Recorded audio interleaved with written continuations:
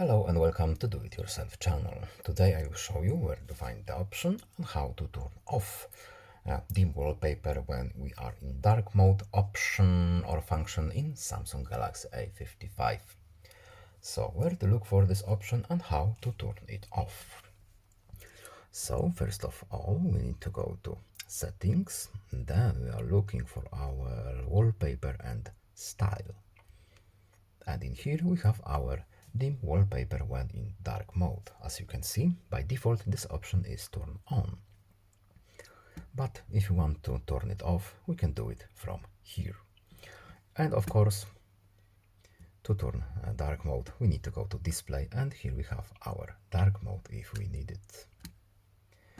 So no need to save this option. We can safely go back to our home screen, and that's basically it.